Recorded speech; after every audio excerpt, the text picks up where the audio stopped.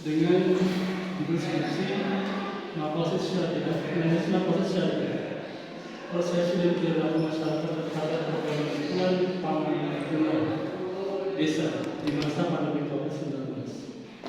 Alhamdulillah, CCPLK sudah hadir. Kemudian pembimbing skripsi saya sendiri, Prof. Sigit Antara,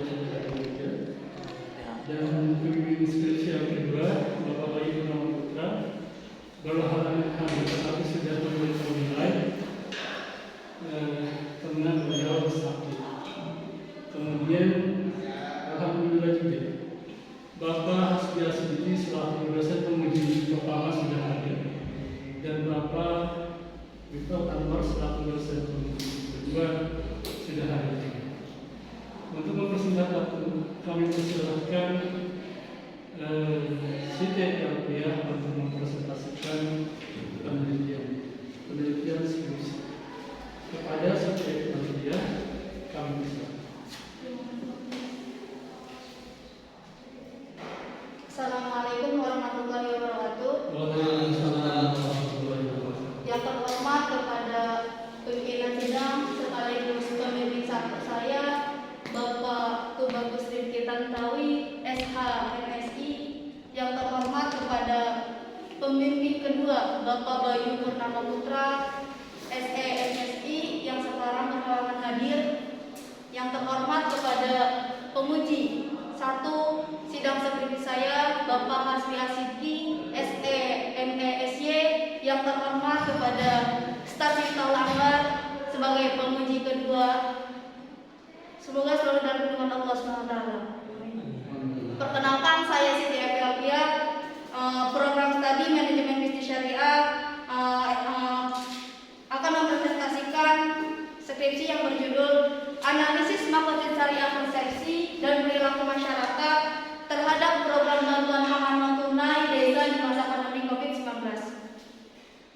Yang selanjutnya yaitu adapun yang melatar belakangi penelitian saya saat ini, di mana pandemi COVID hadir di Indonesia, ekonomi melemah, bantuan pemerintah turun dan digabungkan dengan makrotin syariah, di mana dunia khususnya Indonesia sedang tertimpa pandemi COVID-19 yang berdampak kepada kehidupan sosial masyarakat dan melemahnya ekonomi.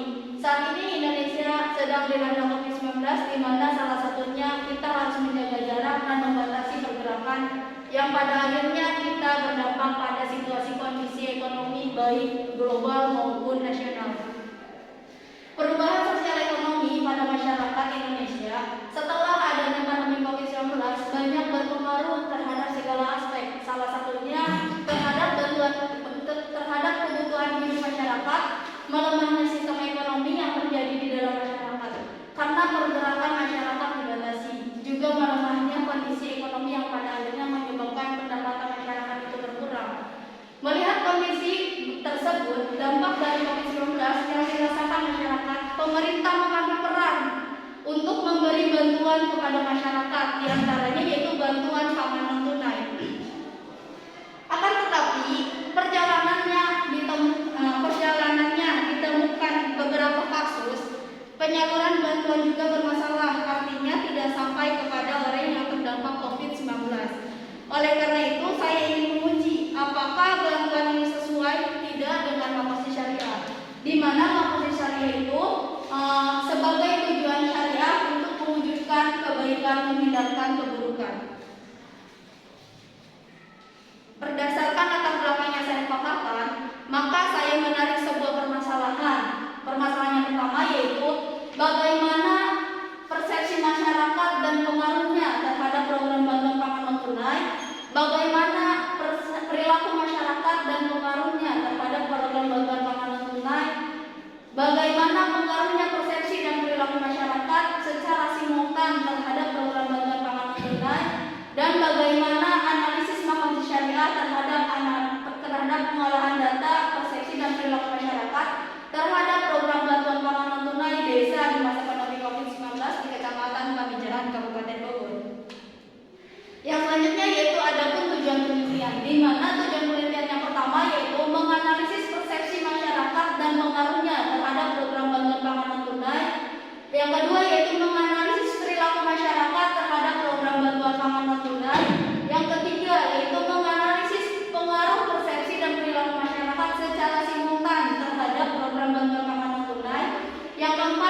menganalisis makrosis syariah terhadap analisis pengolahan data persepsi dan perilaku masyarakat terhadap program bantuan pangan non tunai desa di masa pandemi COVID-19 di Kecamatan Pamijahan, Kabupaten Bogor.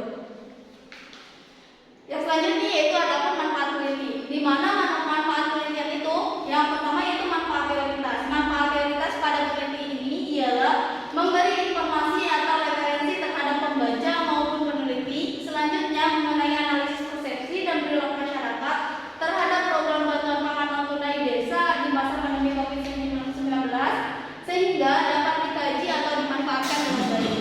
Yang selanjutnya yaitu manfaat praktis, di mana dari hasil studi yang dilakukan untuk memberikan informasi kepada Fakultas Ekonomi dan Bisnis Islam, program studi manajemen bisnis syariah, dan pemerintah pusat maupun daerah, terutama untuk desa mampu menerapkan makrosis syariah dalam sistem pemerintahannya, khususnya untuk program bantuan terhadap masyarakat di masa pandemi COVID-19.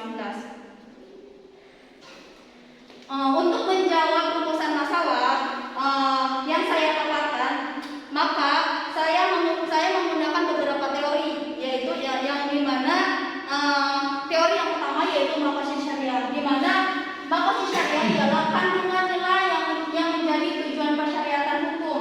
Maka dengan demikian makrosis syariah adalah tujuan-tujuan yang hendak dicapai dari suatu penetapan hukum. Yang selanjutnya yaitu persepsi masyarakat, di mana persepsi merupakan salah satu aspek psikologis yang penting bagi manusia dalam respon kehadiran berbagai aspek dan gejala di sekitarnya.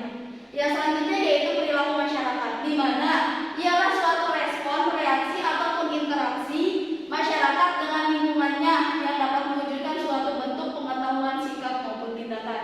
Yang selanjutnya yaitu bantuan pangan non tunai, di mana bantuan pangan non tunai ini merupakan upaya mereformasi program subsidi rasta yang dilakukan berdasarkan arahan Presiden Republik Indonesia untuk meningkatkan efektivitas dan ketepatan sasaran program serta untuk mendorong inklusi keuangan.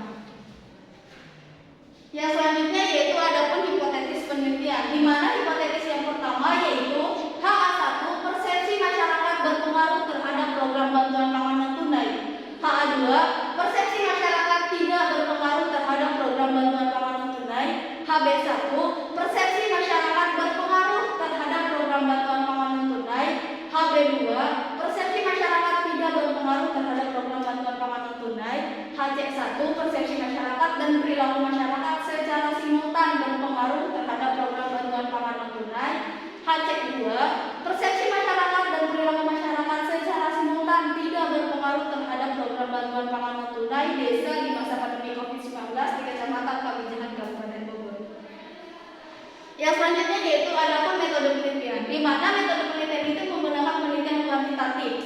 Penelitian kuantitatif adalah penelitian yang menitik beratkan pada pengukuran dan analisis hubungan sebab akibat antara bermacam-macam variabel, bukan prosesnya. Penyelidikan dipandang berada dalam kerangka bebas nilai.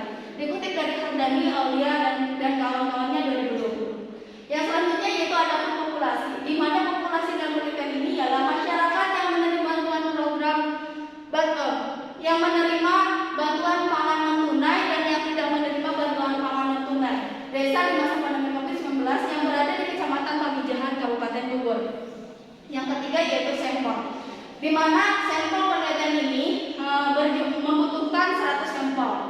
Yang selanjutnya yaitu teknik analisis data, di mana analisis regresi berganda pengolahan data statistik dengan menggunakan SPSS versi 25 untuk mendapatkan informasi atau data kuesioner yang disusun oleh skala Likert.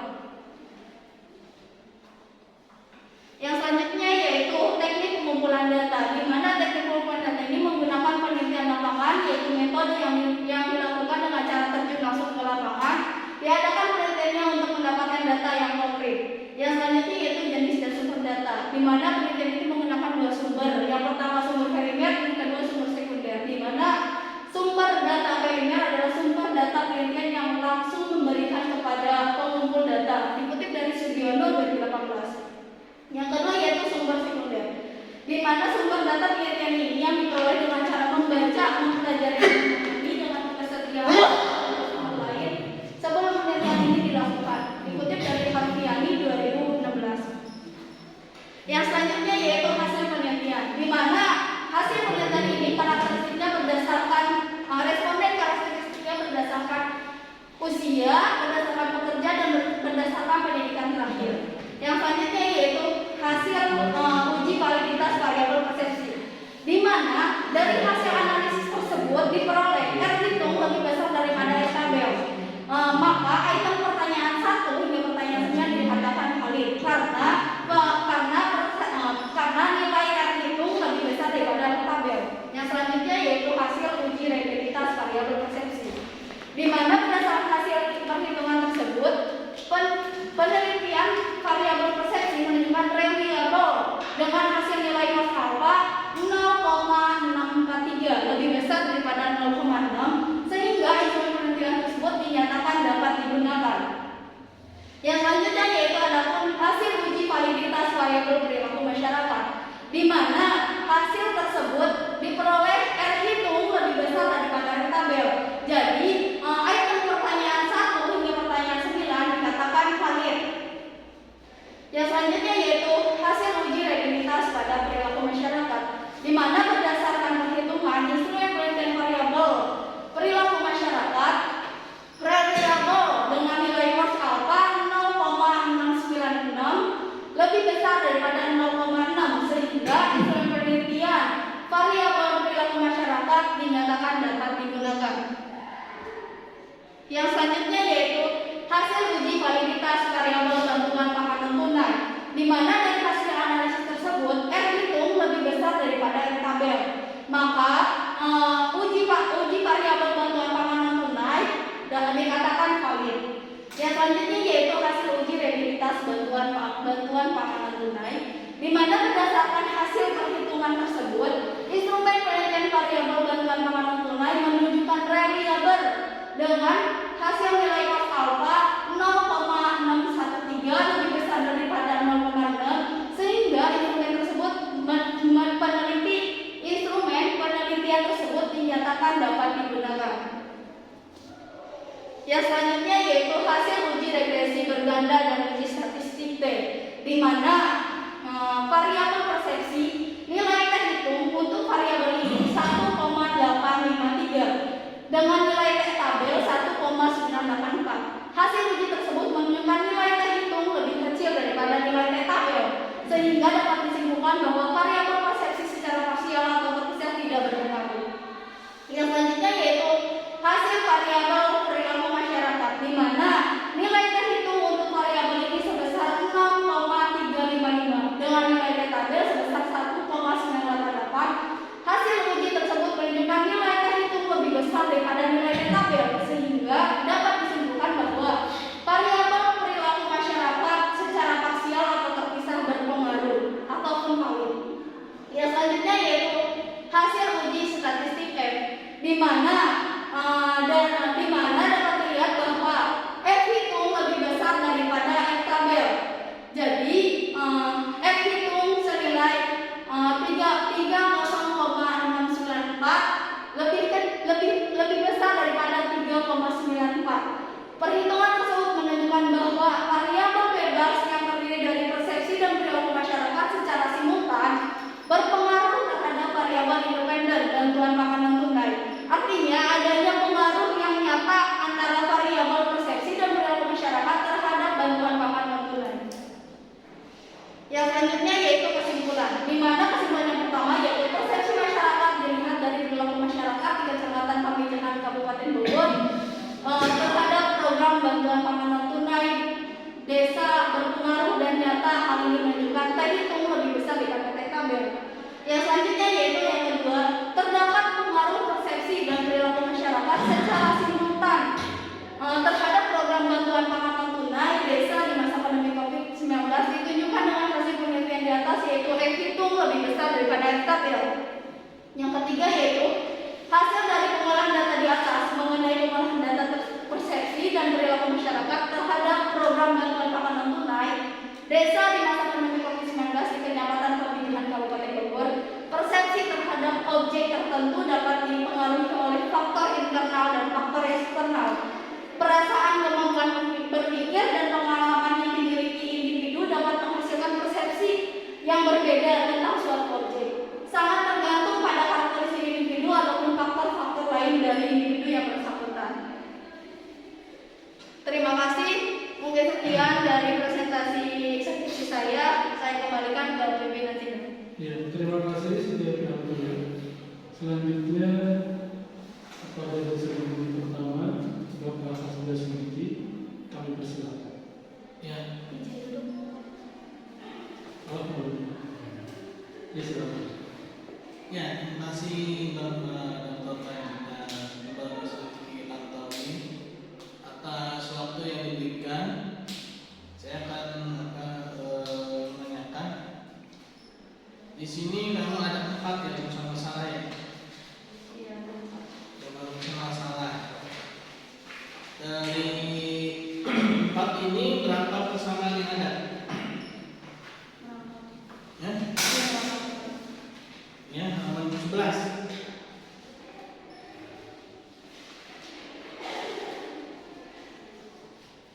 Dari 4 ini ada berapa persamaan? Ada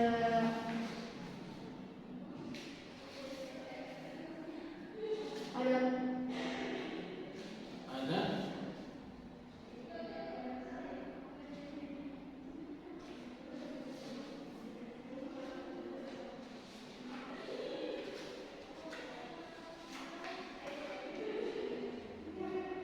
tidak ada persamaan. Enggak, maksud persamaan itu rumusan fungsi variabel bebas, variabel terikat, variabel bebas, variabel terikat. Ada 2 variabel bebasnya kan. Ada 2, bukan 3. Yang X1-nya persepsi, X2-nya perilaku masyarakat, dan Y-nya bantuan pangan non tunai. Ini makosid enggak termasuk ke variabel loh, karena makosid itu bahan analisis dan bukan variabel. Bukan yang 3, satu lagi ini loh, yang simultan ini juga ini juga sama juga ini. Menganalisis pengaruh persepsi dan perilaku masyarakat secara simultan. Nah ini juga sama juga, jadi secara bersama-sama. Kalau sebelumnya itu kan secara sederhana tuh satu-satu kan. Yang 3 ini dia masuk bersama juga tapi yang secara simultan. Nah ini kamu mix ya, mix method ya. Mix ya, Ustaz. Mix method ya. Nah kan tadi apa hasilnya kan positif juga nih. Positif ya. Berarti masyarakat memiliki persepsi terhadap bantuan non tunai ini ya. Dia persepsinya bagus atau maksudku masyarakat ini ada nggak yang kalau dibilang apa ya, mungkin ada yang nggak dapat atau mungkin ada yang tidak ini ketika kamu turun ke lapangan? Ada karena saya jawab ya. Karena yang persepsi tidak berpengaruh. Yang persepsi tidak berpengaruh. Kenapa tidak berpengaruh? Bisa dilihat dari variabel X1 poin ke-6 yaitu bantuan pangan non tunai belum merata pembagiannya di masa pandemi 19. Karena belum merata pembagiannya itu saya ngasih kuesioner ke yang mendapatkan bantuan pangan non tunai dan yang tidak mendapatkan bantuan pangan non tunai. Kenapa saya ngasih ke yang tidak mendapatkan? Karena itu yang ngerti dengan bantuan tersebut. Di sini apakah bantuan pangan non tunai sudah merata atau belum? 92% responden menyatakan bahwa bantuan pangan non tunai belum merata. Karena belum meratanya, maka persepsi masyarakat terhadap bantuan pangan non tunai dianggap lemah.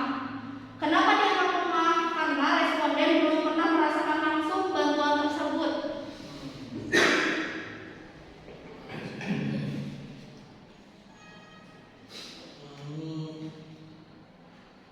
Menganalisis perilaku masyarakat dan pengaruhnya oleh program bantuan. Nah, perilaku masyarakat maksudnya ini perilaku yang seperti apa nih?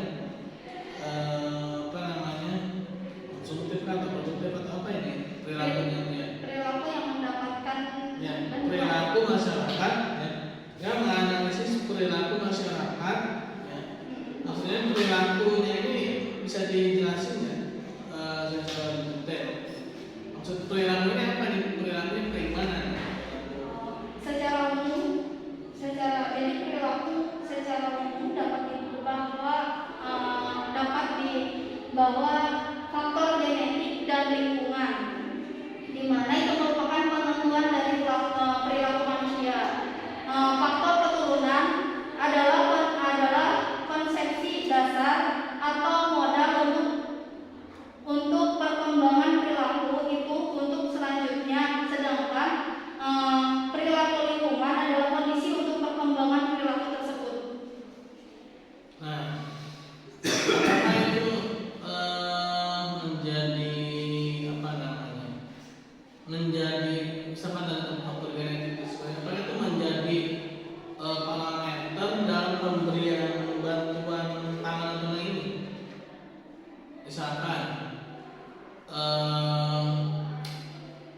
dilihat dari apa yang mungkin maksud perilaku itu dari segi apanya ya, kepemilikan nggak bisa ya, kepemilikan barang atau apa, ini dia dapat apa namanya, misalkan nih dia misalkan tidak memiliki atau orang yang kekurangan gitu ya, nah ini dia dapat bantuan pangan tunai atau bagaimana, bisa jelasin nggak?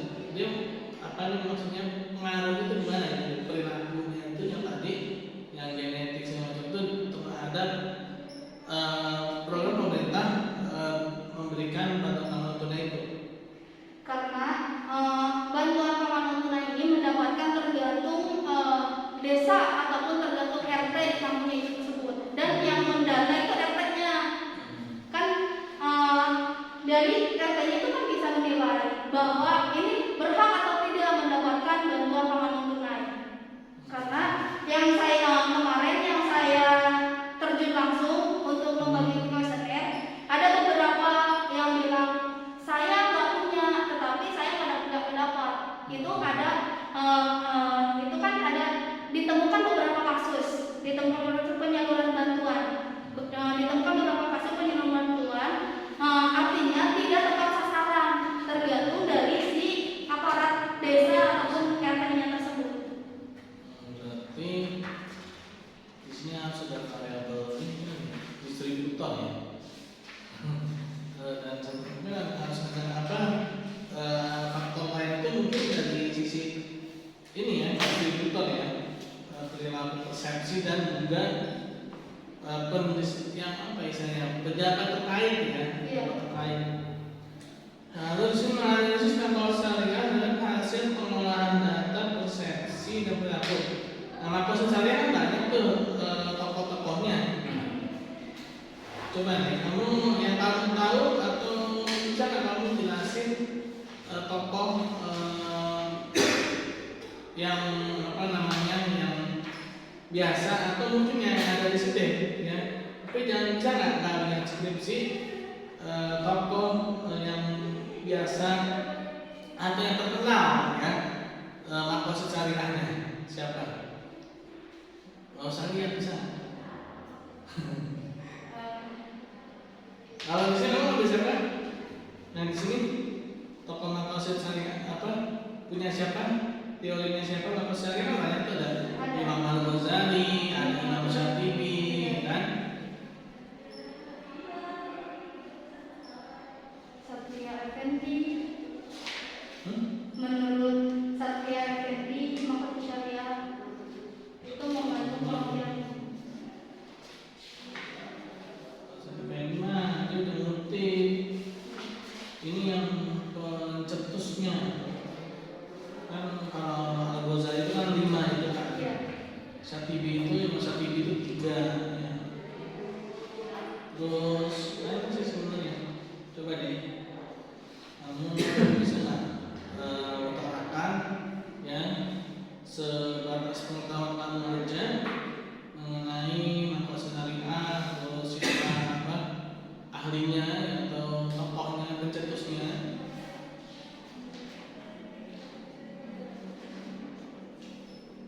Karena itu bisa jadi parameter juga tuh ya. Kalau tadi siapa namanya ambil siapa nih ini? Dokter yang mempengaruhi persepsi masyarakat. Jika persepsi perilaku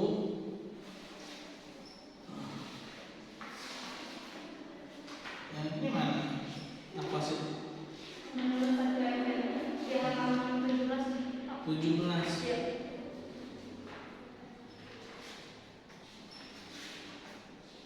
Oh ini baru pengertian ya. Maqasid adalah yang berpengertian ya. Maqasid dan syariah. Ya ini baru pengertiannya aja. Karena maqasid syariah itu ada yang secara detail ya. Ya ini baru.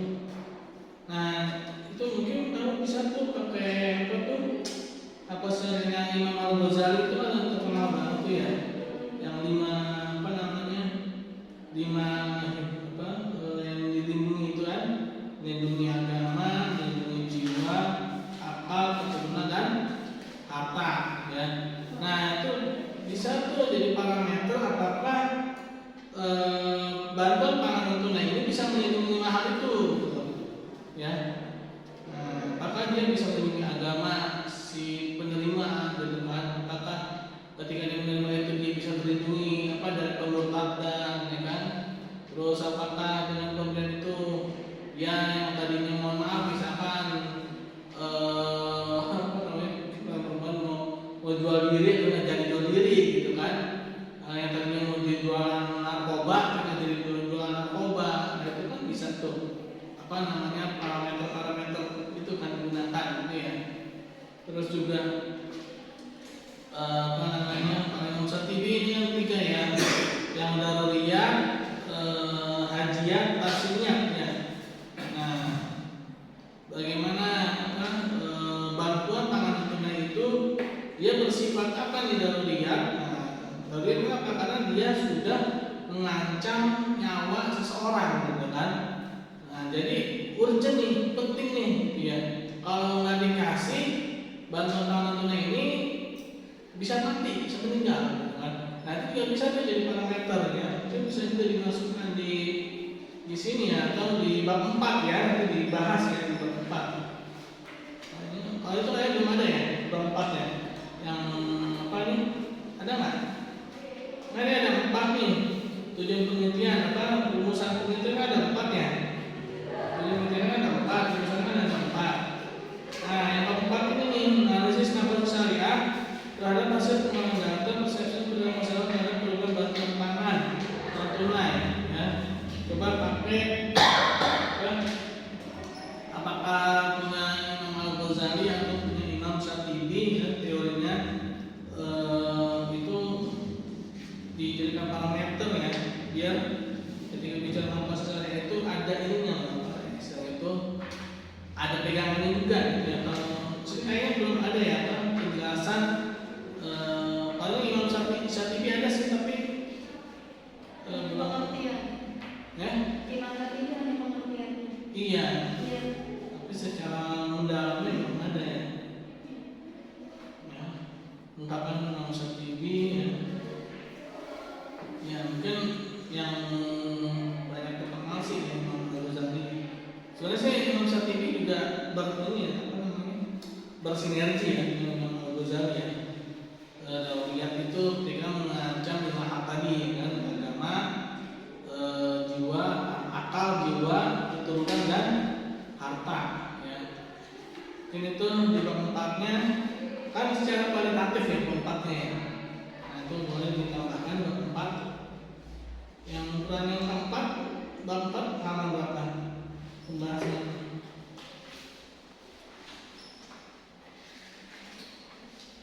ini kan ada 4, di rumusan ada 4. Pembahasannya juga harus membahas 4 itu juga ya. Kesimpulannya juga harus membahas 4 itu juga ya. Nah, saran bisa sih 4 itu juga kayak 4 tadi juga ya. Secara maqasid itu bagaimana gitu. Nah, tadi saran tuh secara maqasid misalnya tadi ada yang kata sasaran kan berarti secara maqasid syariah jangan-jangan ada yang mohon maaf ada orang yang perompak, ya kan? Atau ada orang yang akhirnya mohon maaf dia jual narkoba gara-gara pandemi, gitu kan? Atau mungkin mohon maaf ada orang yang gara-gara pandemi perempuan akhirnya mohon maaf jual diri, gitu kan? Nah itu kan berarti secara maksudnya gagal, gitu ya, maksudnya gagal. Dia tidak bisa melindungi seorang itu dari dua hal tadi. Nah mungkin itu bisa dimasukin ya. Yang mungkin saya Rifki apa masukan dari saya kembali ke Ya, baik, terima kasih Bapak Asbes. Selanjutnya Bapak Mutul Anwar, kepada Bapak Mutul Anwar, kami persilakan. Assalamualaikum warahmatullahi wabarakatuh.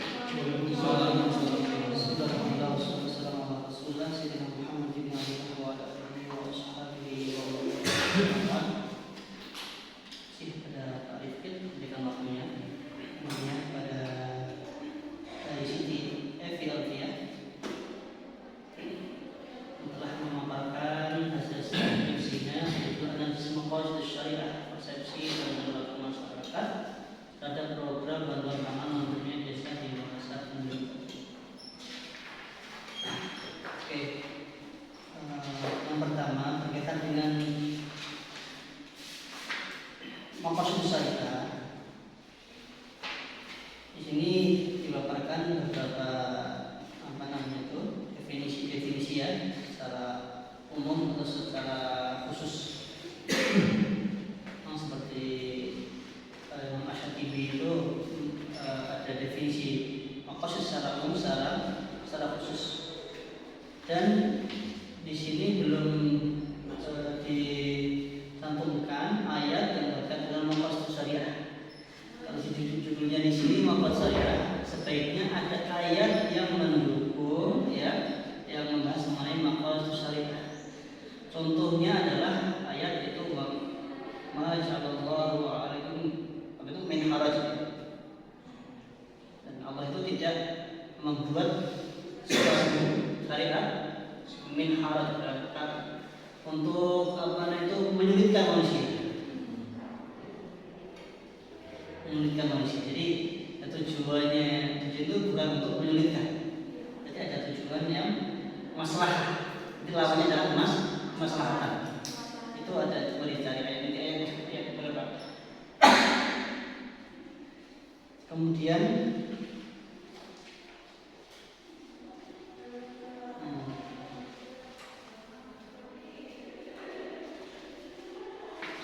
yang tadi sudah disinggung Pak ya, di sini sudah saya kasih catatan juga itu mengenai maqasid syariah atau dia minimal itu ya yang dari tadi itu dimasukkan ketika membahas maqasid serta sumber-sumbernya.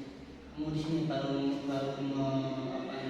menyinggung mengenai masalah maqasid syariah secara umum saja. Pembagiannya belum disinggung ya. Dan contoh-contohnya ya itu contohnya apa, sini apa, haji atau apa sini apa. Dan kita ada premier, tersier, sekunder, hampir sama kayak gitu. Nah, seperti itu. Oke. Kemudian di halaman 28 ya, ini teknis penulisan aja ya. Yang 2.3 halaman 28 air putih itu diberikan sedikit sebelum melangkah ke 2.3.a halaman 28. Di program BPNT, program dari pemerintah itu ada yang berbentuk PNT, ada yang berbentuk PKH, baru masuk ke apa itu BPNT, apa itu PKH. Ada sedikit deskripsi dulu teknis. Ini namanya tahsiniah biar cantik aja. Ya, ini di populasi tadi sudah populasi sampel sudah komplit karena yang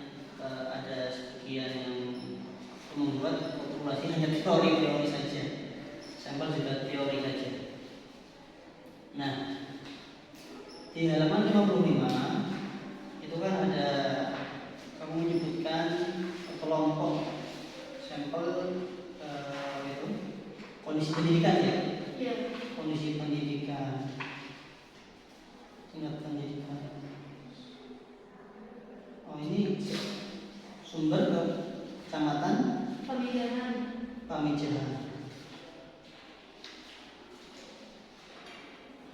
Nah, ada ini kemudian hal ini terjadi karena itu kan yang paling penting adalah warnanya kok nggak sama ya. Coba warna yang antara yang apa itu bulat sama yang katanya yang hijau yang mana ini? Yang hijau yang 50%-nya yang apa itu? Kecamatan SD. iya yang kemarin itu. Kok warnanya? Mohon maaf itu sepertinya saya salah dari mewarnai tanda ini Ustaz. Ya itu dibenarkan warnanya. Ya Ustaz, terima kasih. Catatan. Kemudian kondisi ekonomi yang dinyatakan maka mereka itu rata-rata hanya sampai SD SMP. Kamu menyebutkan di sini karena ekonomi relatif rendah, kurang terrealisasinya bantuan pemerintah secara merata, masih kentalnya tentang pernikahan dini pada masalah perjalanan atau faktor lainnya yang belum teridentifikasi. Nah, ini kan kamu sepertinya tidak meneliti, tidak mewawancarai sampai situ ya? Tidak Ustaz. Nah, ini data dari mana? Data yang bukan yang tingkat sekolahnya. Ini ekonomi relatif rendah, kemudian kurang terrealisasinya bantuan pemerintah, masih kentalnya bantuan pemerintah. Nah, ini dari mana datanya? Saya meneliti mengasih kuesioner di desa yang di Gunung Pasarean. Itu rata-rata kebanyakan yang tingkatnya di 17 tahun ke bawah Ustaz. 17 tahun Ke bawah. ke bawah. Di Gunung Pasarean di Sinargali, Kampung Sinargali. Karena di situ banyak yang mendapatkan bantuan tersebut. Ya kan kita ada tiga, ekonomi relatif rendah, kurangnya terrealisasi bantuan pemerintah, pernikahan dini. Iya. Tiga hal kan? Iya. Ini sumbernya dari mana? Atau hanya dugaan kamu saja? Atau sudah ada data dari penelitian sebelumnya? Atau dari mana, dari data pemerintah? Untuk ini saya merekomendasinya ini dari Kating Ustaz. Dari kakak tingkat Tadi kan Kakak tingkat, kakak kelas. yang sudah meneliti. meneliti. Nah, kamu sebutkan di sini. Oh, Ya, maksudnya kan kalau tidak kan ini dari mana? Sumber. Sedangkan kamu tidak mengadakan penelitian masalah ini tadi lagi. Iya. Sumber usaha dan Maksudnya kan ini kan masih apa itu? Kalau saya mengutip, sebutkan sumbernya. oh iya Ustaz, terima kasih. Bukan hasil sendiri ya, orang lain Iya. sebutkan. Biar yang mengutip senang gitu. Iya. Oke. Ya, di hasil penelitian tadi sudah disinggung banyak oleh Pak Hasbi juga ya. Akhir bab 4 itu ya baiknya tadi menganalisanya tadi. Setelah tadi di depan sudah dijelaskan Maqasidus Syariah dengan bagian-bagiannya, kuliah, tasniah, hajiyah. Nah, itu nanti kemudian kamu analisa bantuan itu berupa apa? Berupa beras, berupa minyak, hal-hal ini berarti berkaitan dengan kuliah. Kalau misalnya yang lain apa? Telur, terus apa yang lain? Nah, itu mungkin entah hajiyah, butuh. Kalau yang lain lagi dia menambah rasa, nah itu bisa apa namanya hasilnya. Ya, terus sampai situ kajiannya. Kemudian saran ini halaman 106. Saran ini kamu arahkan kepada siapa saja?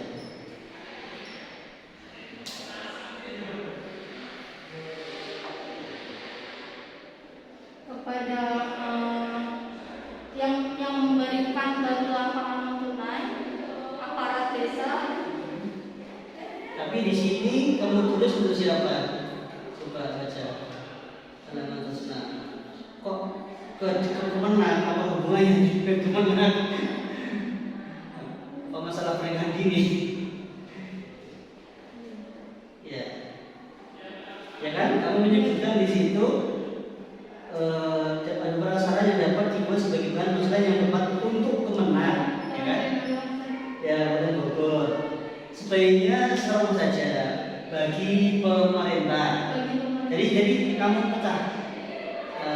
Nah ini ada beberapa saran dan masukan untuk satu bagi atau A pemerintah apa artinya, dua bagi masyarakat, bagi mahasiswa atau peneliti yang akan mendatang apa saran-sarannya kamu arahkan kepada orang-orang atau PP yang berkaitan ya dengan kemenangan pemerintah saja dan secara umum. Oke. Peneliti atau mahasiswa. Oke. Di daftar pustaka ya ini saja, kamu urutkan dari A sampai Z. Kemudian Al-Quran taruh paling atas. Al-Quran taruh paling atas. Al-Quran paling atas. Nah ini kemudian ada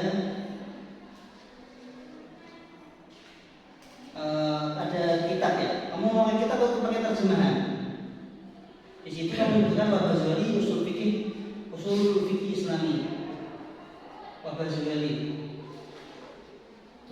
Dan itu ada pengulangan. Jadi jangan ada pengulangan, cukup satu saja. Jangan biar terlihat banyak pengulangan enggak. Meskipun kamu kutip di beberapa lembar atau halaman yang berbeda. Wahbah Zuhali ada 2 kali di situ ya. Kamu tulis satu saja, yang lain tidak seperti itu, jangan diulang. Nah itu kalau terjemahan, kamu tulis ada usul fikih Islami dengan terjemahan siapa yang menerjemahkan atau yang menerjemahkan siapa penerjemahnya.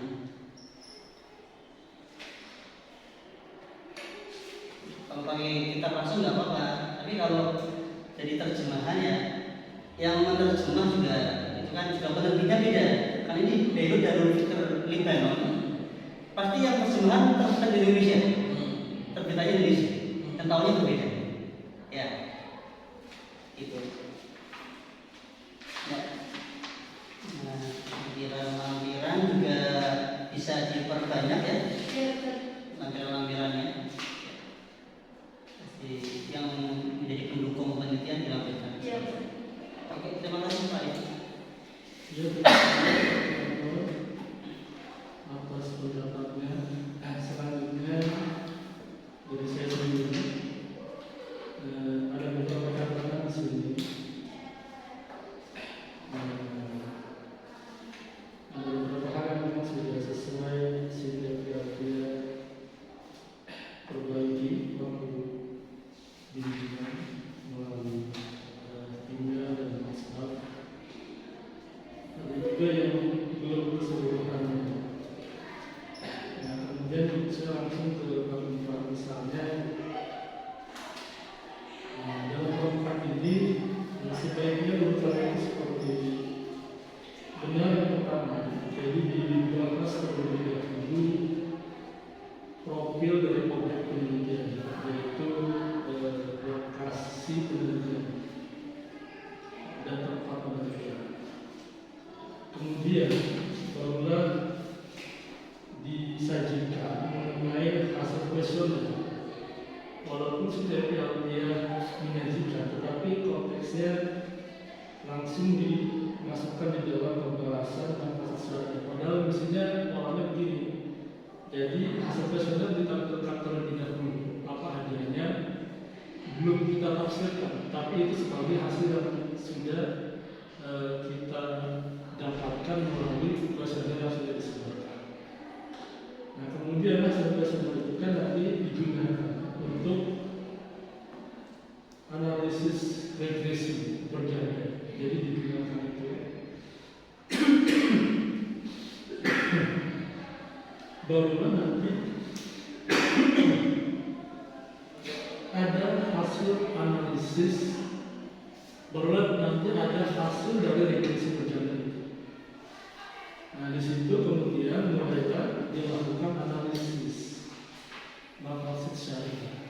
Jadi berdasarkan apa yang ada dari hasil regresi kerjanya ditafsirkan secara kualitatif.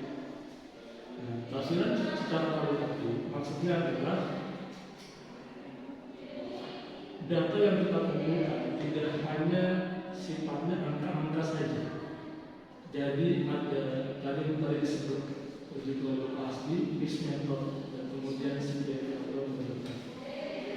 Nah kemudian dengan tafsiran kualitatif, maka di situ CPV menghubungkan dengan maksud syariah.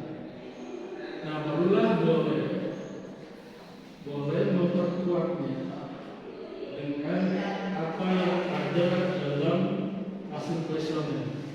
Sebetulnya sudah ada juga tulisan di sini, tapi karena seharusnya data hasil kuesioner tidak ditampilkan di belakang, maka ini terbawa-bawa. Jadi misalnya di sini kan yang sudah bisa mewakili misalnya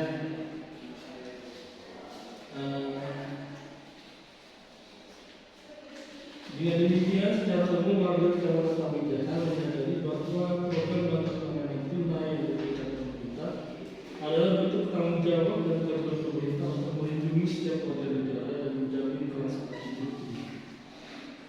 Nah disitulah nanti tafsirannya dihubungkan dengan teori manfaat syariah yang ada di Al-Quran. Yang tadi juga ditambahkan oleh Muhammad Al-Ammar bahwa syariah menurut Allah Subhanahu wa Ta'ala tidak untuk mempersulit manusia. Jadi kemudian diintisarikan oleh beberapa ulama. Yang pertama adalah mengenai 5 maksud syariah itu yang bisa dicocokkan, disesuaikan dengan keadaan yang ada di hasil kuesioner ini dan hasil dari regresi kerjanya itu. Nah, begitulah seterusnya. Nah, dengan begini, dengan pola hasil kuesioner tidak ditampilkan di belakang tapi di awal, maka sistematisasi yang dibuat tidak mengikuti urutan tabel hasil kuesioner, tetapi mengikuti hasil dari regresi berganda. Hasil dari regresi berganda. Jadi berpijak pada persepsi dan perilaku itu. Jadi cukup analisis maka syariah terhadap persepsi, kemudian analisis persepsi syariah terhadap perilaku. Nah, ini kan lebih memudahkan setiap alfiah dengan 2 sub-bab yang tidak mengikuti pembagian berdasarkan hasil kuesioner.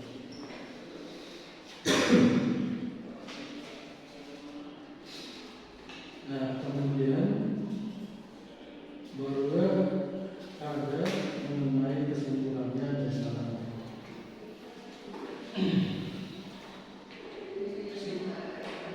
Karena akhirnya dapat kesimpulan yang disimpulkan lebih sana adalah menjawab apa yang ada di standar penelitian. Nah, itu kan jadinya tidak selalu mengikuti kuesioner yang ada.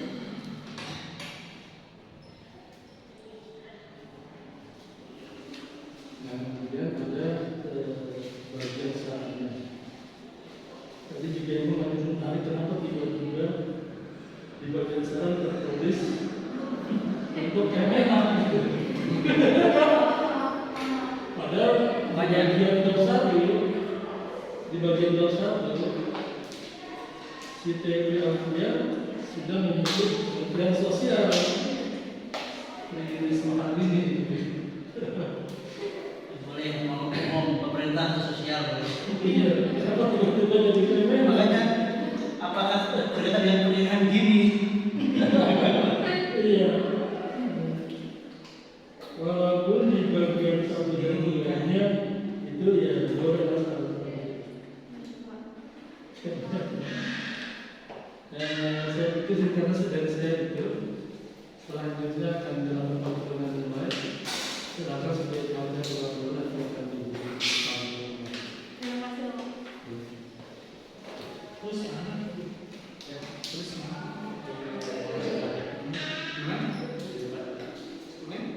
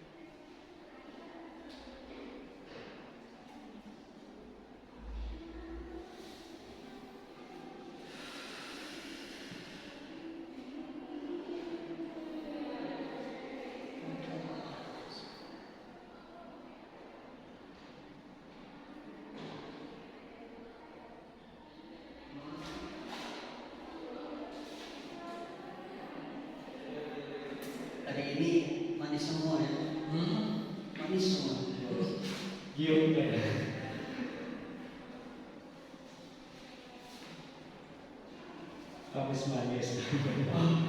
Iya. Manis, semuanya manis.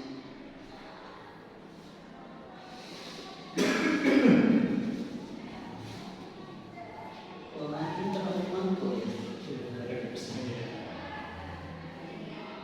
Jendelanya ini kan.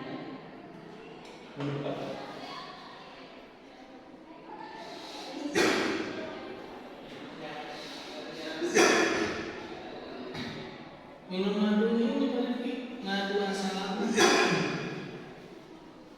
Iya. Itu paling berpikir Ngobehan. itu berdasarkan tanggal 1 bulan.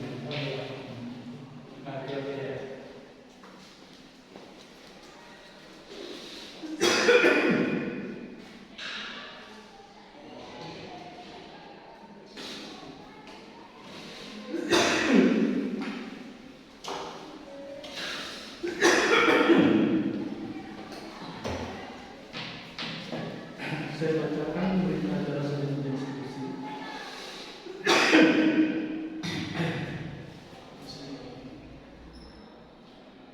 Bismillahirrahmanirrahim.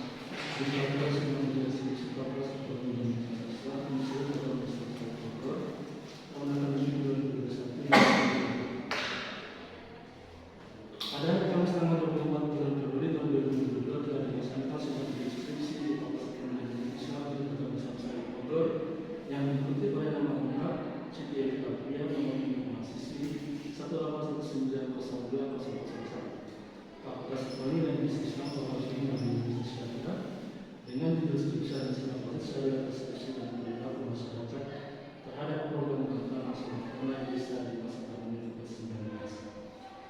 Setelah memperhatikan substansi dan konsep skripsi serta jawaban penjelasan terkait pertanyaan dari para penyuluh komisi dan dilakukan perhitungan dengan data dan angka yang dibacakan oleh para penyuluh komisi, maka kemudian skripsi dikatakan bahwa mahasiswa tersebut di atas dinyatakan lulus dengan perbaikan. Juga nilai angka yang diberikan oleh para penyuluh komisi 351,25. Nilai angka rata-rata dari nilai angka yang diberikan oleh para komisi 87,8125. Nilai itu berdasarkan nilai angka rata-rata dari nilai angka yang diberikan oleh para pembimbing komisi PAS.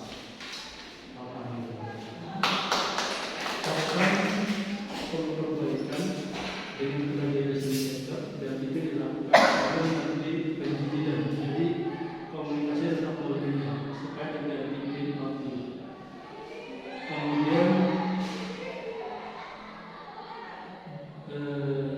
Kemudian nanti dikirim melalui email ya, tadi sudah disebutkan, dan tetap komunikasi sampai memang benar-benar dinyatakan sudah rapi. Dan pengiriman file itu lengkap mulai dari cover sampai laporan. Kemudian diberikan berita acara sidang ujian skripsi ini dan jika ada kekurangan diujian maka akan diperbaiki sebagaimana mestinya.